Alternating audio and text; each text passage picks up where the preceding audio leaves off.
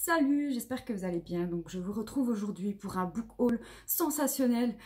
Franchement, enfin sensationnel, ouais, j'ai vraiment abusé au niveau du nombre. J'en ai vraiment beaucoup à vous présenter aujourd'hui. Il y en a, enfin il y a de tout. Enfin, vous connaissez mes goûts. Il y a de tout, des choses un peu cheloues. Mais j'espère que ça va vous plaire. Je vais commencer tout de suite par vous montrer ce que j'ai acheté sur un compte Vinted. Donc j'ai acheté tout cela de la même édition, donc éditeur Monsieur Toussaint Louverture. Donc en fait à la base sur son profil je voulais juste celui-ci. Ce que j'aime c'est les monstres. Je voulais pas cette édition là, moi je voulais l'édition basique. Et donc en gros j'ai créé un lot avec plusieurs articles. Et le bail c'est que quand je me suis réveillée le lendemain, eh ben, elle avait vendu le basique. Et moi j'avais demandé un lot, donc du coup le lot n'a pas été validé, bref. Du coup j'ai pris celui-là. Voilà, et il manque juste la jaquette, c'est pour ça qu'elle l'a vendu à prix défiant toute concurrence. Donc voilà, je suis pas trop fan de bande dessinée, mais je dois admettre que là les dessins sont vraiment bons. En plus ce bouquin, il a fait un carton, il a été réédité je sais pas combien de fois. Donc voilà, je pense que vous connaissez. Je ne vais pas le présenter davantage. Et en plus je pourrais pas parce que j'en sais pas plus. J'ai pris aussi La maison dans laquelle de Mariam Petrosian. Je sais juste que ça parle de l'enfance, des trucs tordus, orphelinat, abandon, violence. Voilà, je pense que c'est ça. Et les gens disent que c'est un livre vraiment bien. Apparemment, il a plu à beaucoup de gens. Mais c'est un méga pavé. Et le problème aussi, avec Monsieur Toussaint Louverture, j'ai l'impression qu'ils sont fâchés avec les chapitres. Et moi, je suis une personne très... J'ai besoin de chapitres, voilà. Sans chapitre, je me perds ou je n'ose pas m'y aventurer. Mais bref, je vais essayer d'y remédier. J'ai pris aussi Le dernier stade de la soif de Frédéric Exley. Donc, c'est un écrivain américain typique. Sa légende s'est bâtie avec un seul livre. Il effectue un séjour en hôpital psychiatrique. C'est là qu'il commence à écrire ce livre. Voilà. Et c'est son seul livre. Et Personne ne gagne de Jack Black. J'aimais bien le titre, honnêtement je sais même pas de quoi ça parle, mais bon. Et franchement les éditions Monsieur Toussaint Louverture, c'est vraiment des objets pour bibliomanes, enfin des objets, c'est des livres, mais ils sont vraiment, ils font un réel travail quand même sur la jaquette et même, enfin c'est tout un univers, hein. Je vous l'accorde, il faut aimer, moi franchement j'adore. Voilà, voilà. Donc ensuite, on va changer vraiment de sujet. On va aller avec Michael Vescoli. On va pas aller, en fait, on va lire Calendrier celtique aux éditions Actes Sud. Donc c'est un peu le même principe que les horoscopes. Sauf que là, en fait, votre signe astrologique est un arbre ascendant un autre arbre. Voilà, donc je dois vous avouer que tout ce qui est celte, je sais pas, je me sens pas attirée en fait.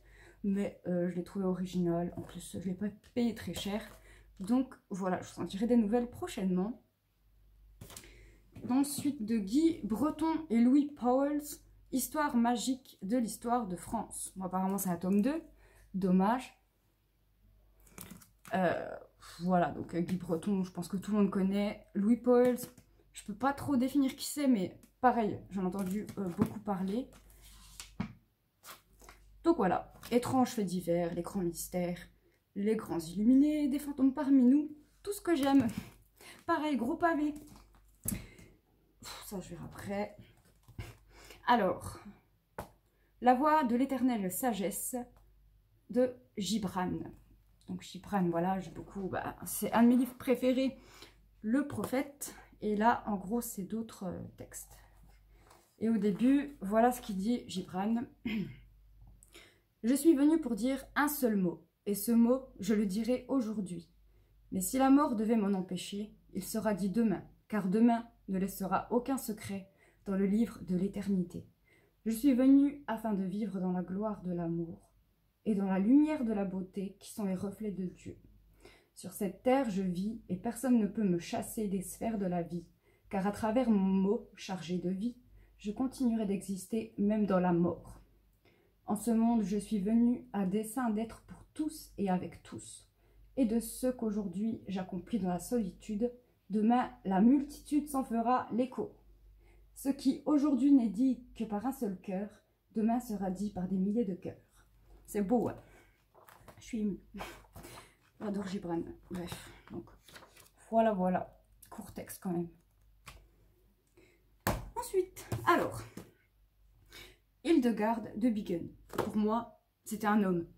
Mais aujourd'hui, j'ai appris que c'était une femme. Et c'était une sainte allemande. Déjà, pourquoi sainte allemande? Il y a des saints français, des saints...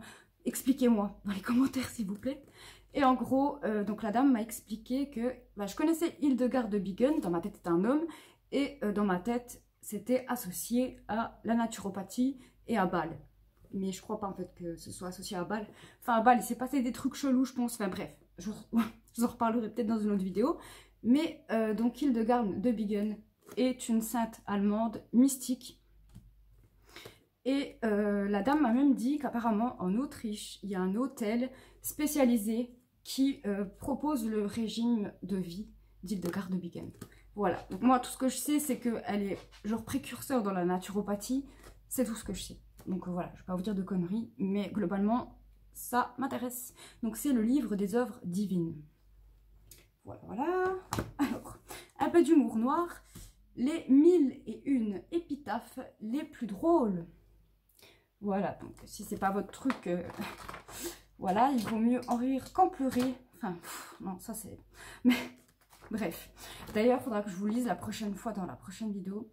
Après, oh là là, faudra que je vous lise, c'est quoi? C'est l'épitaphe d'une fin de nouvelle de Nodier, le bibliomane. C'est l'épitaphe d'un bibliomane, mais franchement, elle est parfaite, elle est vraiment belle. Je vous la lirai la prochaine fois. Mais bref, voilà, un peu d'humour noir. De Sophie, je sais pas si on dit les VF pour son nom, mais Kowalewskaja, une nihiliste. Vous verrez pourquoi après, bref.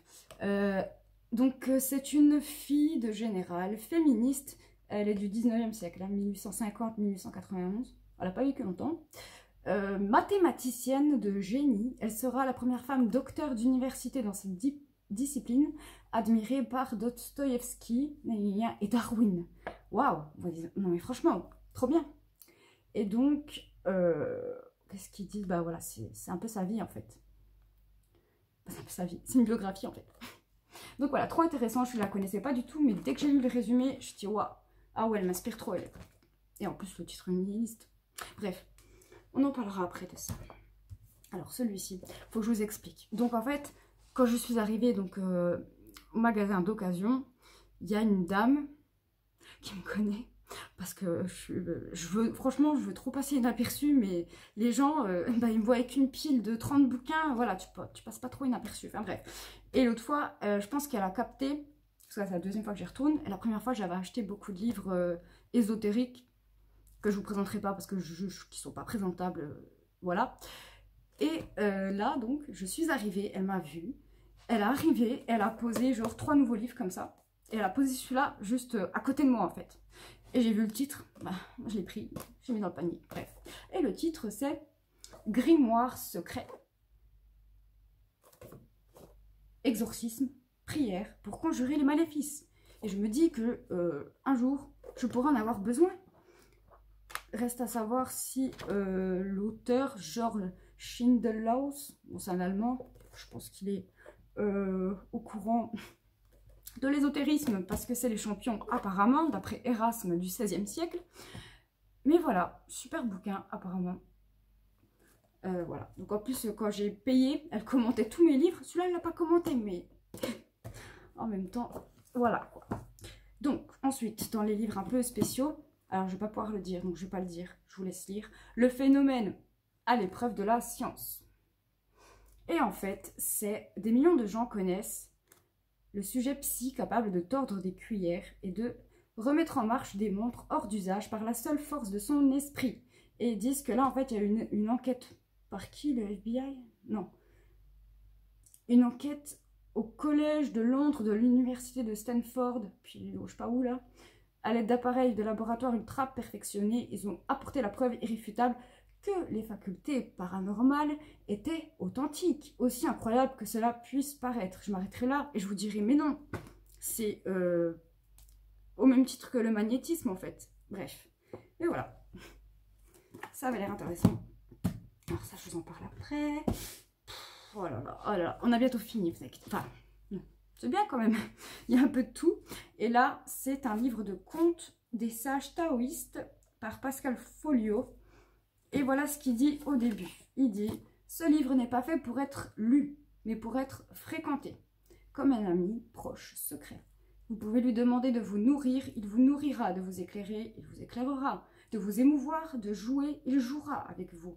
Le jeu le plus mystérieux du monde, celui du hasard qui n'existe pas. » Et après il dit « Gardez ce livre auprès de vous, ouvrez-le de temps en temps comme on rend visite à un ami. » Voilà, en gros, comme le même principe de tirer un oracle ou de jouer au tarot. Enfin, pas de jouer, bref. Donc, je l'ai déjà lu. Je ne veux pas spoiler, je vous en parlerai la prochaine fois, mais je vous le conseille. Voilà. Et j'ai pas fait comme il a dit, hein. Moi j'ai lu d'une traite. Pas bien. Voilà. Ensuite, alors, un manga, mais en fait, quand je l'ai acheté, je savais pas que c'était un manga. D'après le roman de Soseki, 10 nuits, 10 rêves. Voilà, donc c'est un manga assez poétique, mais en même temps qui parle que de la mort, mais de façon assez onirique. Ouais, poétique, morbide, mais ça passe. Et c'était bien, j'ai trop envie de lire Soseki, je crois que j'en ai un de lui. Donc voilà. Mais étrange, je m'attendais pas du tout à un manga en fait. Bon, j'aurais dû lire la description de l'article. Bref, ensuite on va passer au diable. Le diable et ses mystères par Massimo Santini. Donc, non, je ne peux pas vous en parler parce que je l'ai déjà fini, donc je ne vais pas vous spoiler, mais voilà. Il est complet. Qu'est-ce que je peux vous dire? J'essaie de trouver l'annexe. Voilà, donc symbole du mal, l'histoire du diable, la tradition, oui, dans ce bouquin, bon, je vous dis juste ça, mais dans ce bouquin, franchement, il m'a donné envie de lire la Bible, parce que c'est tellement la Bible et c'est tellement intéressant, que voilà, ça m'a donné envie de commencer la Bible, là, j'en ai une, elle est juste derrière vous en plus. Bref, voilà, perspective initiatique chez les francs-maçons du Canada, il me semble, donc c'est un court petit bouquin, voilà. Alors, celui-là, je suis en train de le lire. Histoire de la magie, exposition claire et précise de ses procédés, de ses rites et de ses mystères. Voilà, où c'est que j'en suis. Et donc, je ne vais pas spoiler, mais il faut savoir qu'Eliphas Lévy fait de la magie, mais catholique. La magie du bien, comme ils le disent. On va dire, si vous voulez, il y a... Non, je ne vais pas vous dire ça. Non. On verra plus tard. Voilà. Alors... Celui-là, truc de fou. Conte des 5 continents. Donc vous allez dire, oui, un livre de conte, quoi de fou? Mais en fait, ce qui est fou, c'est qu'il est vieux. Et qu'en fait, regardez, je vais vous montrer. Il y a ça dedans. Voilà. Après, vous avez les contes. Et genre, oh, il n'y a pas d'image. Et ben en fait, ça me fait penser, vous savez, aux petits trucs Panini, là, quand moi, j'étais gamine, j'adorais ça. Coller les images, avoir les bons numéros, machin. Et bref, chaque illustration, derrière, il y a marqué le numéro. Et le but, c'est quand on l'a lu ou quand on la lit, de coller l'image correspondante. Mais en gros, ce que je trouve ça, ce qui est fou, c'est que ce livre, à mon avis, il date des années 70, fin 70, début 80, vraiment, et qu'il n'a jamais été lu. Il n'a jamais été complété. Quelle tristesse, mais quel bonheur, je l'ai trouvé. Enfin bref, je suis trop contente. Moi, vous savez que les contes, c'est mon truc. Surtout que j'ai lu un bouquin, je sais plus c'est lequel, là. Je lis trop en ce moment, ma tête explose, bref. Mais qui dit qu'en gros, les contes, c'est une initiation à l'ésotérisme. Et en fait, oui, vraiment. Et c'est même pas une initiation, parce que quand tu comprends certains trucs, c'est là. Enfin, c'est la base. Les contes, c'est la base. C'est trop bien, j'adore les contes. Bref. Voilà. Et il me reste plus que 2 livres à vous montrer. Celui-ci, je l'ai eu à mon anniversaire. Encore édition de la chaîne. Les codices illustrés. De l'an 400 à l'an 1600. Donc ça représente tous les anciens manuscrits religieux, mais pas que. Je crois qu'il y a Dante, la Divine Comédie. Il y a aussi Boccace, le Decameron. Enfin bref. C'est un beau livre de collection, quoi. Voilà. Et le dernier, donc celui-là, je suis un peu sceptique en fait. Je vous explique. Je l'ai acheté, bon, j'avais vu que c'était pour enfants. Mais en fait, en le feuilletant, je me suis dit, c'est pour enfants. Attends, on va voir si vous pensez comme moi. Bon, donc il s'agit de la nouvelle de Michel Tournier. Non, oui, une nouvelle de Michel Tournier. La famille Adam, illustrée par Alain Le Thor. Déjà, je vous montre la couverture. Non, ça joue pas. Ouais, bref. C'est la tour de Babel. Hein. Je vais vous montrer maintenant les illustrations. J'ai pas lu le délire. Et il y en a, ils disent que c'est c'est catholique, c'est religieux. Mais franchement, entre nous. Attends. Dites-vous que c'est pour les enfants. Ça va. Attends. Comme ça. Dites-vous ouais, que c'est adressé aux enfants. C'est un livre pour enfants. Bon, apparemment, oui, c'est Adam, machin. Regardez rien que celle-là, franchement. Au niveau symbolisme, on est où, là, les gars? On est où? Ça, à un enfant.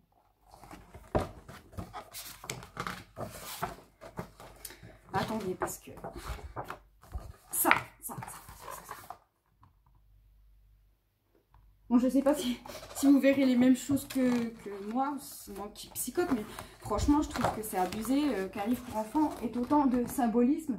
Après, je dis pas que c'est mal, je dis pas que c'est bien, je dis juste que faut pas mettre des idées inconscientes, enfin, ça se fait pas, quoi. Enfin, je sais pas, je sais pas. Faut que je le lise, je vous en dirai plus, portez pas, enfin, n'écoutez pas ce que je dis tant que je l'ai pas lu. Mais j'avoue avoir été un peu choquée, quoi. Bref, bon, n'empêche que je l'ai acheté. Hein. Mais je ne donnerai pas un gosse, ça c'est clair et net. Voilà. Et ah oui, il fallait que je vous montre ça. Parce que donc, je vous ai dit, en ce moment, je suis fortement perturbée. Parce que bon, ok, je lis celui-ci qui est intéressant. Je ne suis pas forcément d'accord avec tout, mais globalement, c'est très instructif.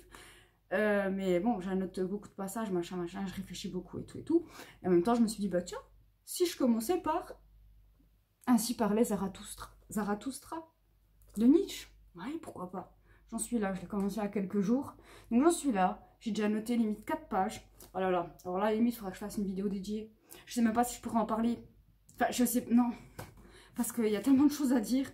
Mais bon, en tous les cas franchement c'est une œuvre cette chose. Parce que bon, vous verrez quand je vous en parlerai, nous les femmes on en prend vraiment pour notre grade. Mais c'est marrant, mais au bout d'un moment c'est moins marrant, mais quand même, oh. Mais bref, c'est un livre... je sais pas quoi dire. Mais bon, c'est pas le bon plan de lire 2 essais en même temps, déjà, de base. Mais là, c'est vraiment pas le bon plan déjà parce qu'ils ont rien à voir. Même si, un peu quand même, parce que Zarathustra, c'est un prophète perse qui apparemment était là avant Jésus-Christ, tout ça. Enfin bref, c'est un prophète, voilà. Et dans ce bouquin, c'est un peu sa doctrine selon Nietzsche. Voilà, et vous verrez que Nietzsche, il est trop fort en... Il dit les choses, mais il utilise tellement les bons mots que ça laisse supposer que... Je sais pas ce qu'il pense, mais c'est une suggestion. Enfin bref, trop doué le mec. Bref, j'adore. Donc voilà, c'est tout ce que j'avais à vous dire, à vous montrer pour l'instant. J'en ai lu d'autres. Ah oui, je vous ai pas montré celui-là aussi. La pierre... Non, c'est pas ça. Si. La pierre philosophale, l'épreuve irréfutable, pardon, de son existence. Voilà. Donc c'est un court texte. Je vais vous dire, bah, dans ce genre de domaine, c'est mieux.